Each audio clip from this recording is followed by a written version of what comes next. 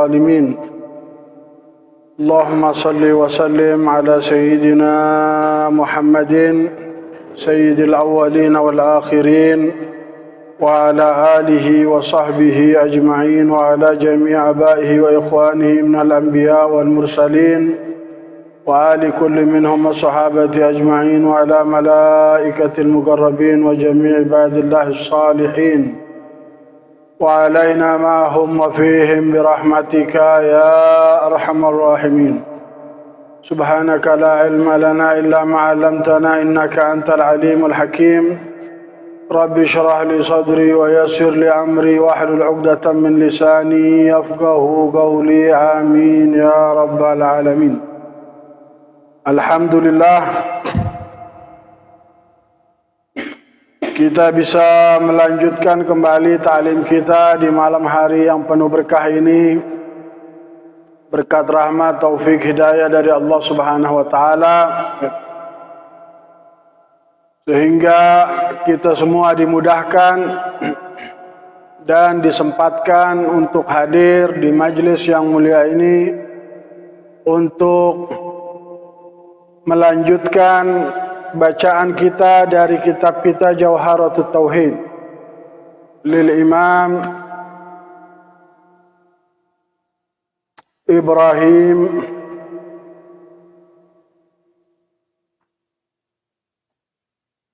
Al-Laghani, di mana dalam taklim kita yang lalu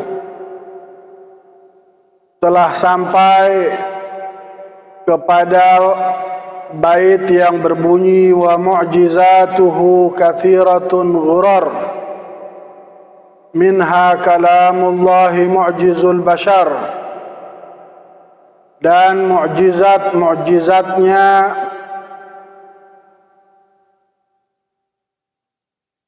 Nabi besar kita Muhammad sallallahu alaihi wasallam, maksudnya katsiratun ghurar, banyak, ya, dan tersebar.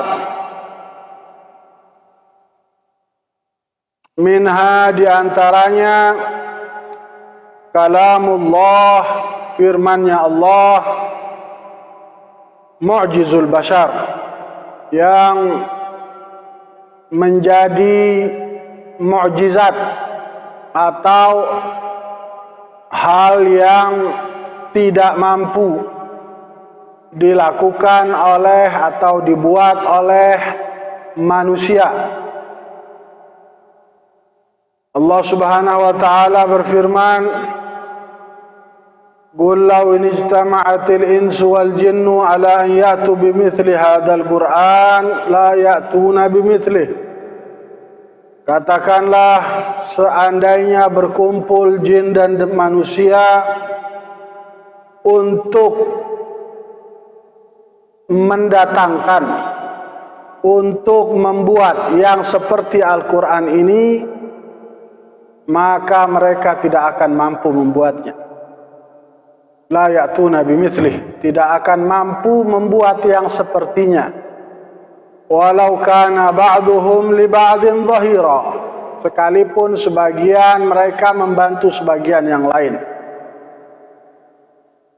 Dan sudah kita bacakan juga di antara mukjizat-mukjizat Nabi sallallahu alaihi wasallam yang terkenal lainnya adalah insyigagul qamar, ya, terbelahnya bulan. Juga taslimul hajar wasyajar, salamnya batu dan pohon-pohon kepada Nabi sallallahu alaihi wasallam. Juga bertasbihnya batu di tangan beliau, seperti sudah kita sebutkan dalam ta'lim kita yang lalu. Menangisnya batang korma yang biasa disandari ketika beliau berkhutbah di masjidnya. Mengembalikan mata Qatadah dalam perang Uhud ketika matanya kena panah dan keluar, dan yang lainnya banyak sekali, ya. Dan bait kita berikutnya mengatakan wajzim bi mi'rajin nabi kama rawau, pastikan akan mi'rajnya Nabi sebagaimana telah diriwayatkan, wa barri'an li Aisyah mimma ramau, dan bebaskan kepada Sayyidah Aisyah dari apa-apa yang dituduhkan kepadanya. Ya. Wajzim bi mi'rajin Nabi kama rawau.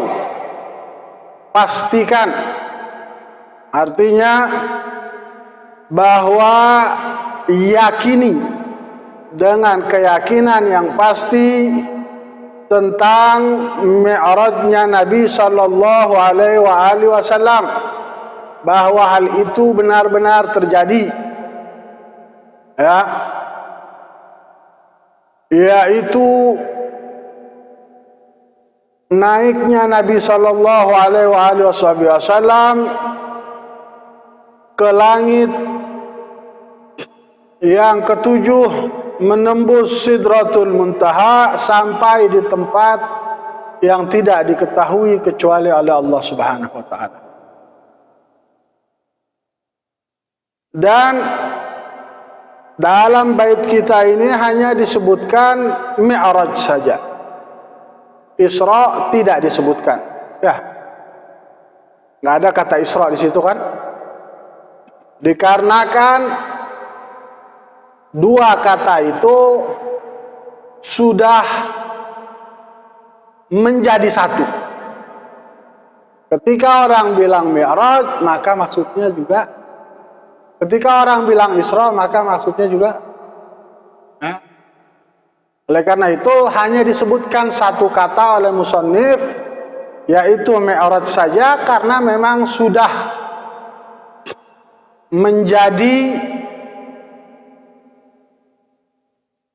pemahaman semua orang yang beriman bahwa hal itu terjadi secara bersama-sama, Isra dan Mi'raj. Isra berjalannya Nabi SAW di waktu malam. Sara itu berjalan di waktu malam. Sara Yasri, berjalan di waktu malam dari Masjidil Haram didampingi dengan malaikat Jibril di sebelah kanan, Mikail di sebelah kiri, menuju ke Baitul Maqdis. Itu namanya Isra.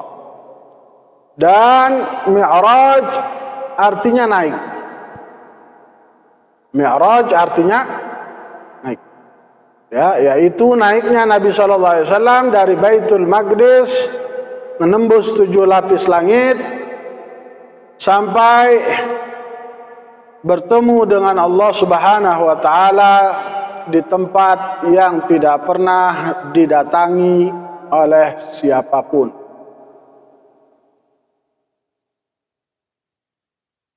Oleh karena itu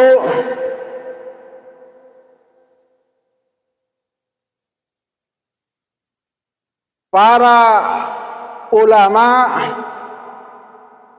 menyatakan bahwa kejadian itu terjadi dengan ruh dan jasadnya, tubuh dan ruhnya, sebagaimana disepakati oleh generasi kedua para tabi'in dan seterusnya. Adapun generasi pertama para sahabat, ada yang berbeda pendapat, ada yang mengatakan terjadi Isra dan Mi'raj itu hanya dengan ruhnya saja, ada yang mengatakan terjadi Isra dan Mi'raj itu dalam keadaan tidur.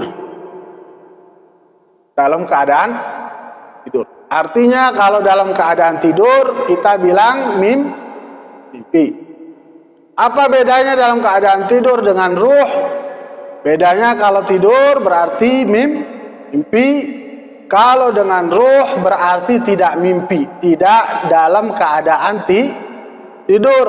tapi ruhnya baginda Nabi Shallallahu Alaihi Wasallam yang pergi ke Baitul Maqdis, kemudian Mi'raj menembus 7 lapis langit.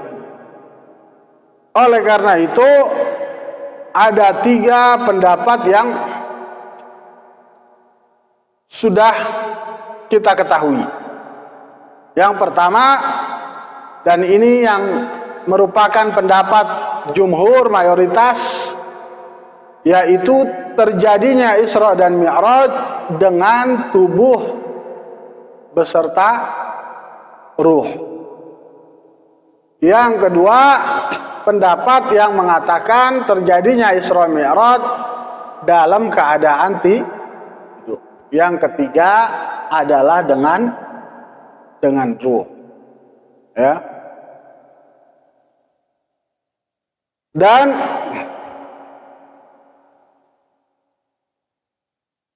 Isra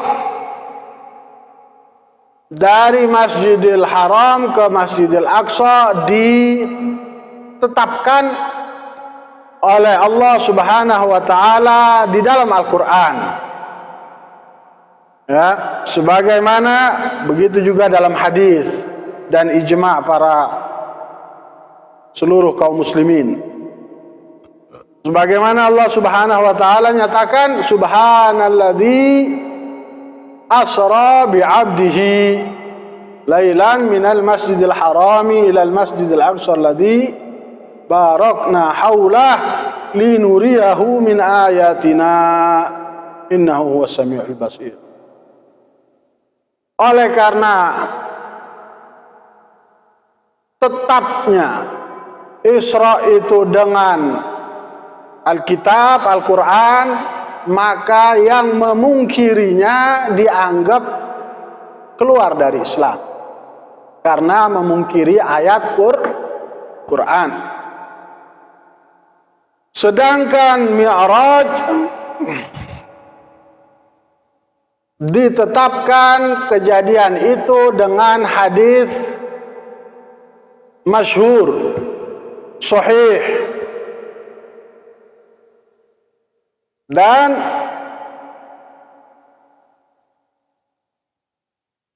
tidak sampai pada derajat mutawatir.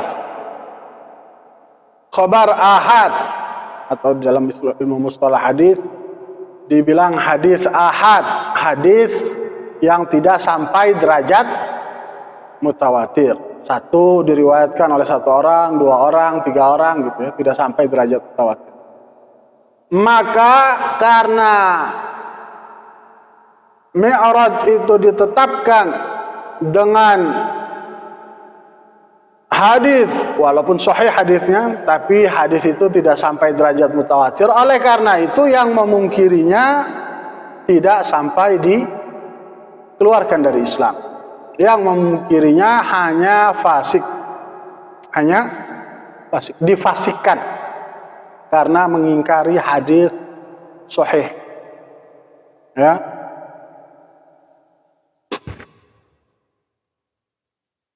Dan sebagaimana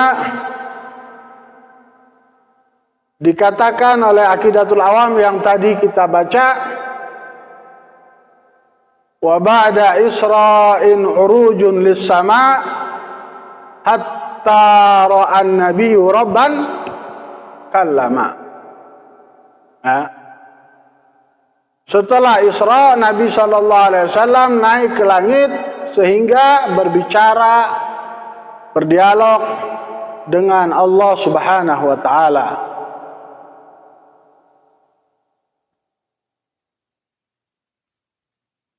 Wa bari'an li Aisyah mimma ramau. Bait penggalan bait yang kedua,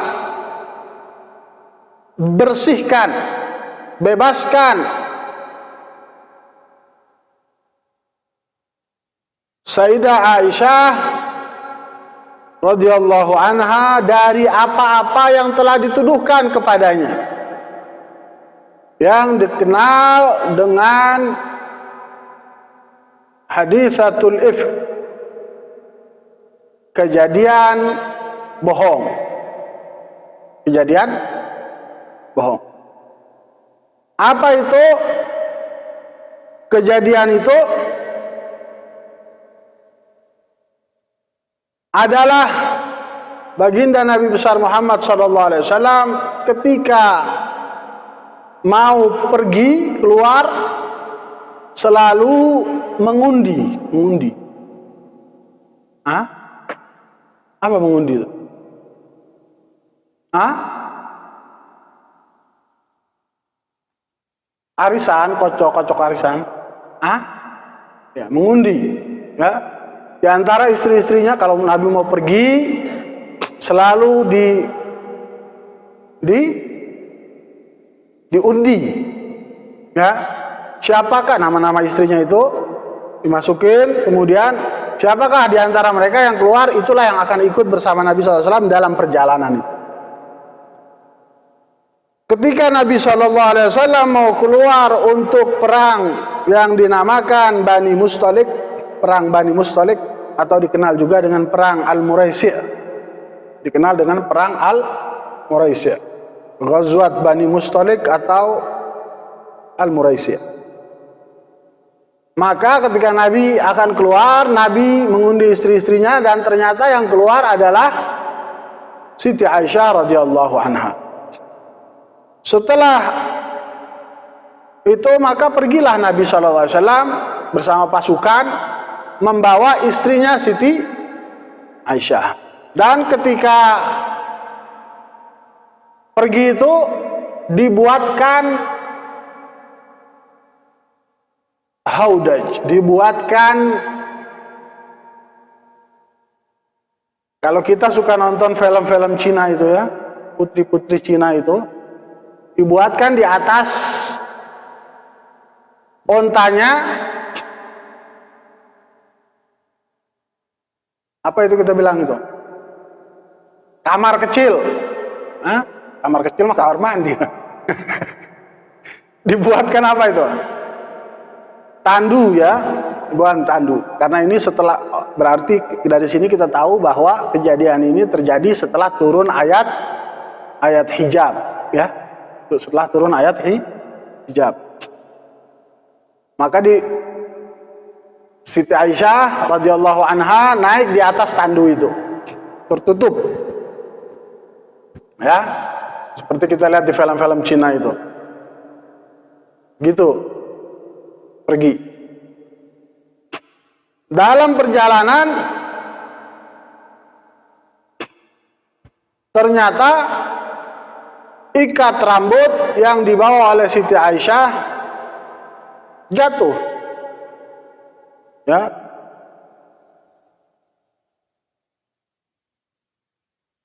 Kemudian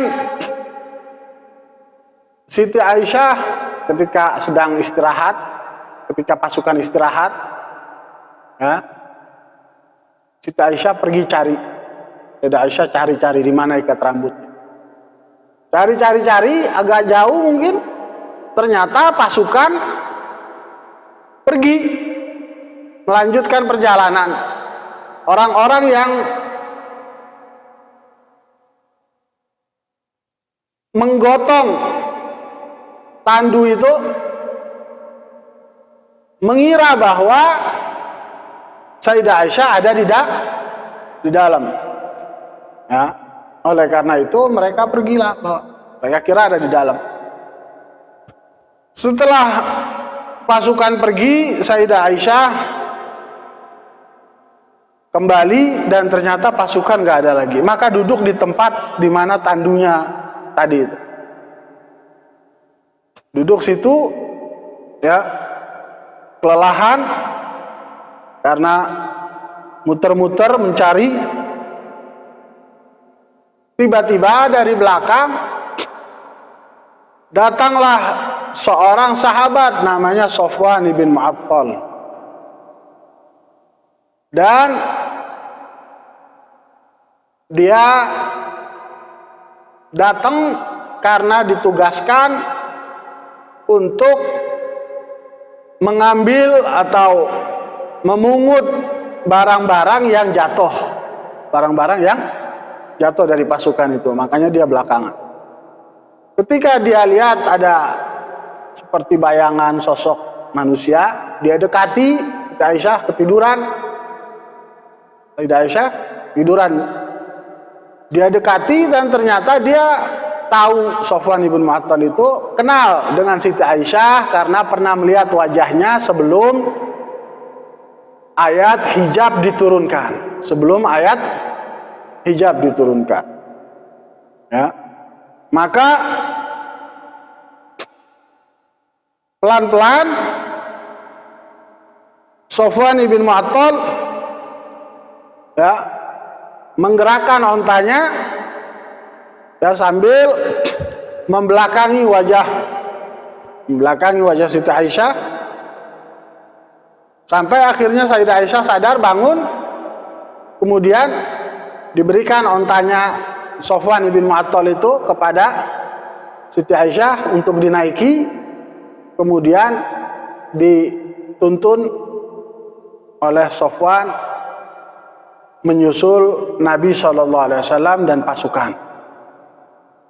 Setelah sampai bertemu dengan Nabi SAW dan pasukan, maka orang-orang dari kalangan kaum munafik berbicara bahwa Siti Aisyah sudah berselingkuh dengan Sofwan ibn Mu'attal.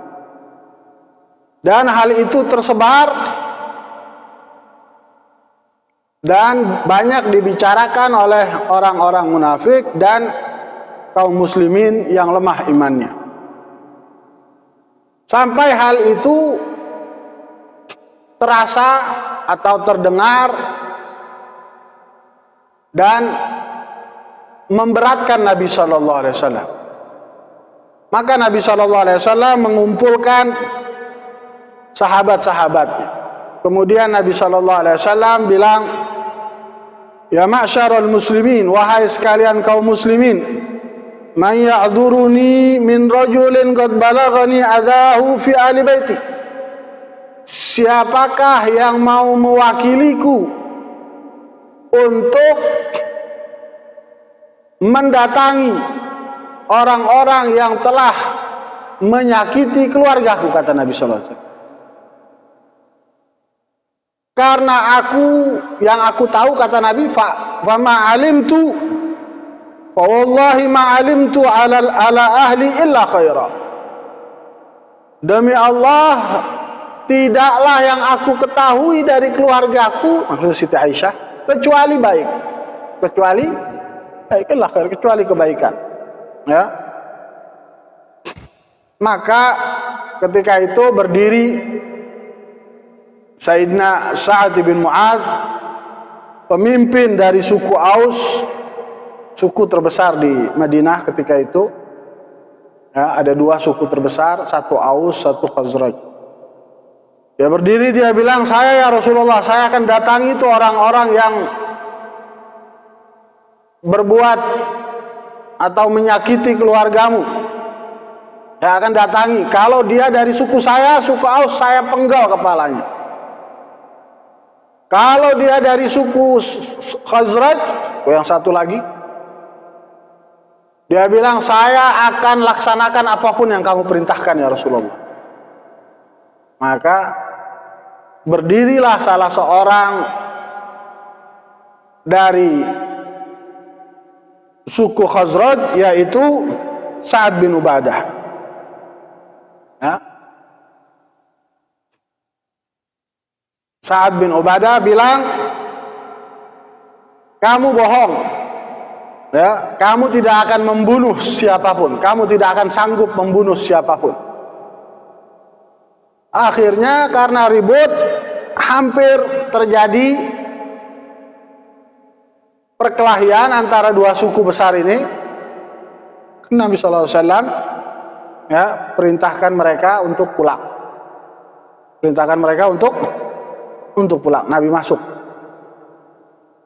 Ya, kemudian sampai di kota Madinah, hal itu masih terus berlanjut. Ya, sampai Nabi Shallallahu Alaihi Wasallam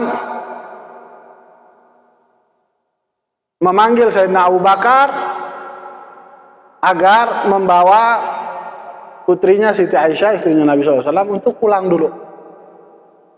Untuk pulang dulu ke rumahnya. Ya. Setelah beberapa hari, Allah Subhanahu wa taala menurunkan firman-Nya dalam surat An-Nur ayat 11. Innal ladzina ja'u bil ifki usbatun minkum, sesungguhnya mereka yang datang dengan kebohongan merupakan sebagian dari kalian. Usbatun minkum, bagian dari kalian, kata Allah. Ya. Sampai 10 ayat diturunkan. Ulaika mubarrauna ma yakunu lahum maghfiratun wa rizqun karim. Faqala Abu Bakar li Aisyah, maka ketika diturunkan pembebasan Siti Aisyah atas tuduhan itu oleh Allah Subhanahu wa taala, bahwa Allah Subhanahu wa taala menyatakan bahwa tuduhan itu tuduhan itu adalah ifk. Ifk itu artinya bohong, kedustaan. Ya, kebohongan. Innalladzina, sesungguhnya mereka, ja'u yang datang, bil ifki dengan kebohongan, usbatun minkum. Ya, berarti Allah Subhanahu wa taala sudah membebaskan Sayyidah Aisyah dari tuduhan perselingkuhan itu. Maka Sayyidina Abu Bakar bilang kepada putrinya yang ada di rumah Siti Aisyah, "Bumi, bangunlah kamu. Ya, fashkuri li Rasulillah. Terima kasihlah sama Rasulullah. Karena gara-gara kamu sampai turun ayat Quran ini yang akan dibaca sampai hari kiamat oleh semua orang yang beriman. Terima kasihlah sama Rasulullah." Kata Sayyidah Aisyah, "La, wallah. Enggak, saya enggak mau." Ya, la wallah. La ashkuru illallah, saya tidak mau terima kasih kecuali kepada Allah yang sudah membebaskan saya dari tuduhan itu. Ya.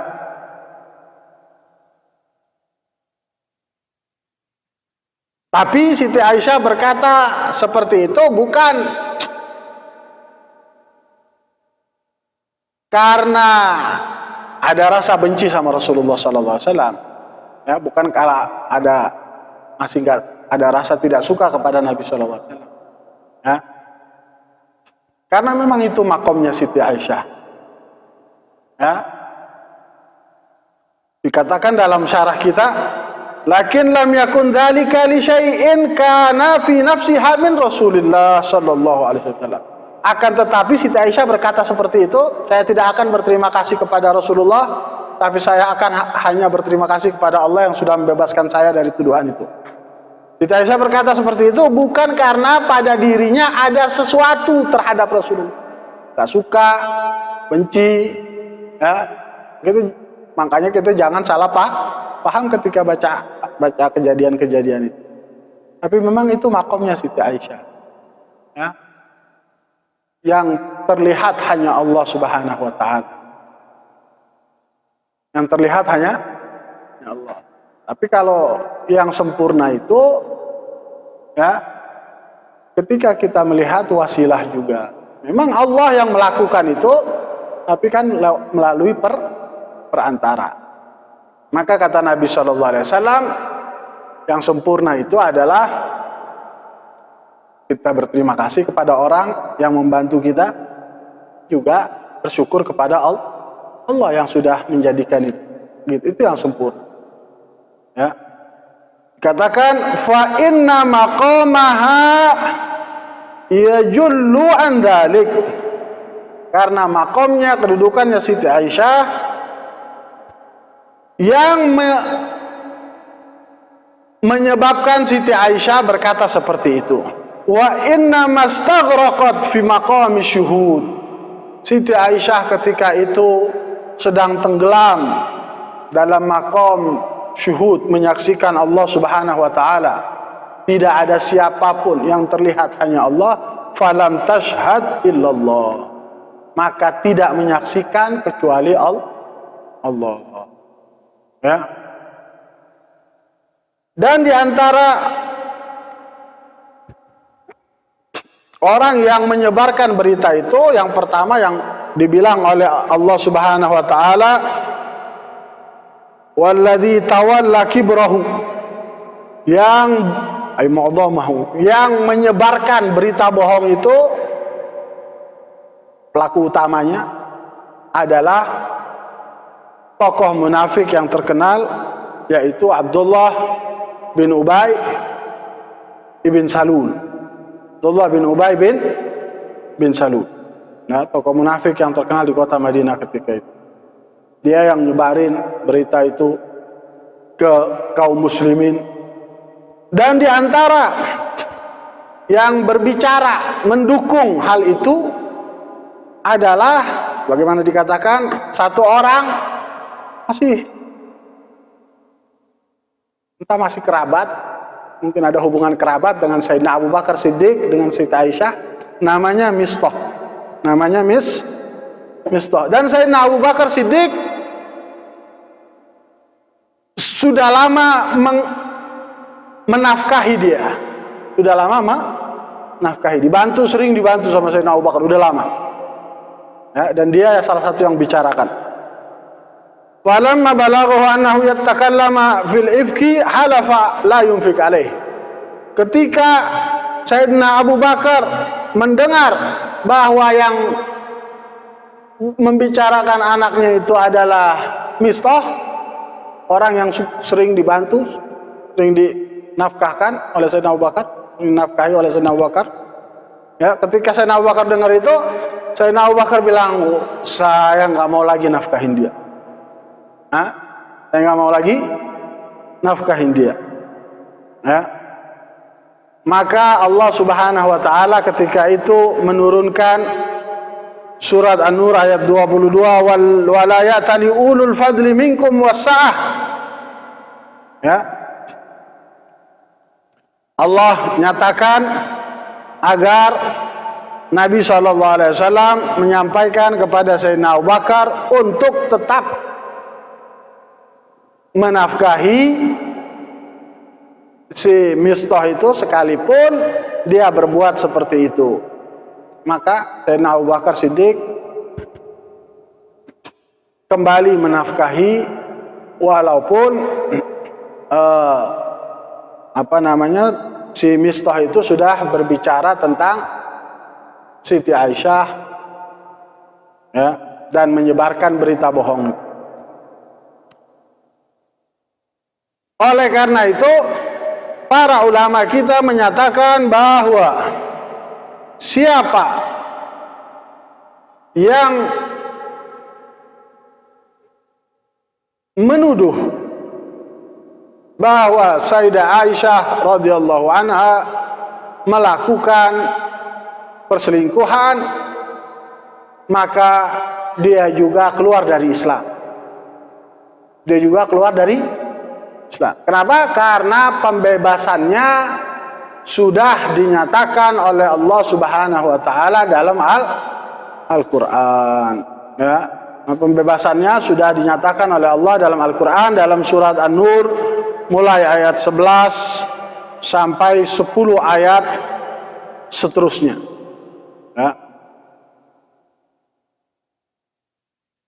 Itu bait kita, wajzim bi mi'rajin nabi kama rawa wa bari'an li Aisyah mimma rawa.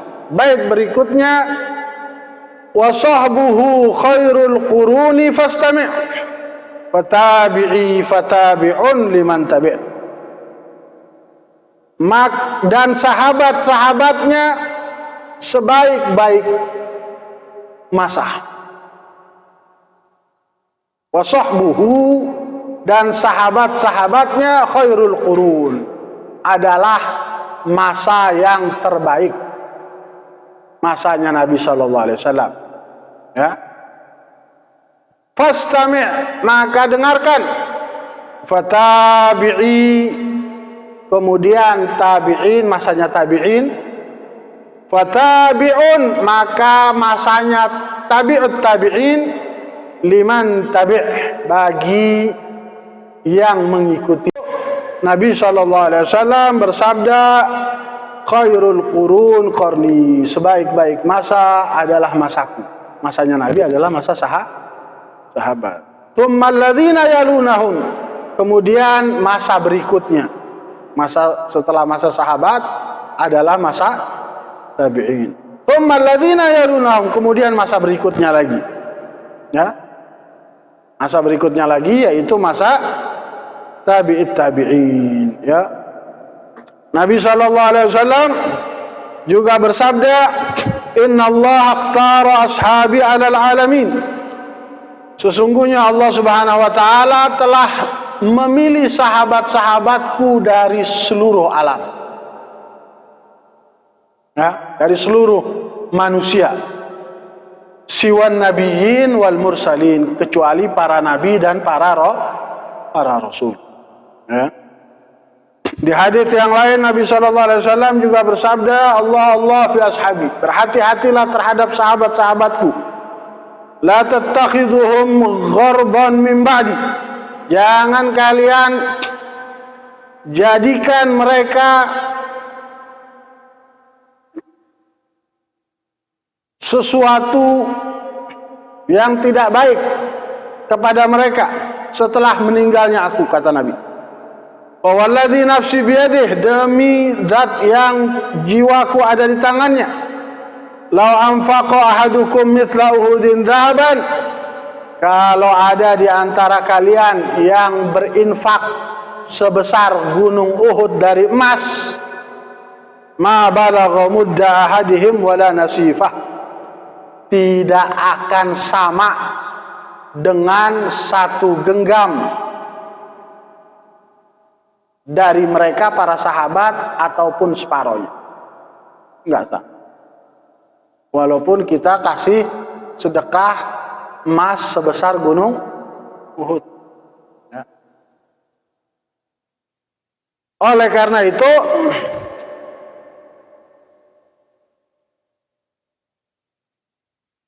masa yang paling baik adalah masa Nabi SAW dan para sahabat. Tentu dalam tingkatannya juga para sahabat tidak sama derajatnya. Ada yang lebih afdal, ya, ada yang di bawahnya, ada yang di bawahnya, gitu ya. Bagaimana akan disebutkan dalam syarah kita di waktu yang akan datang. Di ta'lim kita yang akan datang, insyaallah kita lanjutkan, ya. Mudah-mudahan Allah Subhanahu wa ta'ala berikan kita semua ilmu yang bermanfaat, dan Allah Subhanahu wa ta'ala berikan kita semua istiqomah dalam memahami agama kita. Dan mudah-mudahan Allah Subhanahu wa ta'ala berikan kepada kita semua taufik dan hidayahnya agar kita selalu bisa berada di jalan yang diridhai oleh Allah Subhanahu wa ta'ala. Ala hadhihi niyatin salihah, sallallahu Imam Ibrahim bin Muhammad al-Bajuri, Syekh Ibrahim al-Lagani, Syekh Ahmad al-Ahjuhri, Talib bin Abu Bakar bin Muhammad Zawa walidina aldikum masyayikhna masyayikhukum muslimin ajma'in, anna Allah ya'li darajatihim bil jannah yukaththir mathubatihim dar sanatihim yafatna bihim yanfa'na bihim aidu alaina barakatihim asrarihim anwarihim nafatihim fi dunya al-akhirah wa ila hadratin nabiy sallallahu alaihi wasallam bi sirril Fatihah.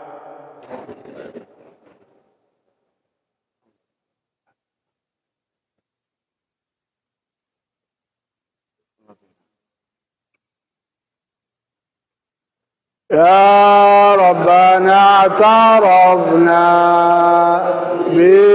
بأننا اقتربنا وأننا أسربنا على لظى أشربنا وتوب علينا توبة تغسل كل حوبة واستر لنا العورات وآمن الروعات واغفر لوالدينا ربي ومولودينا والآل والإخوان وسائر الخلان وكل ذي محبة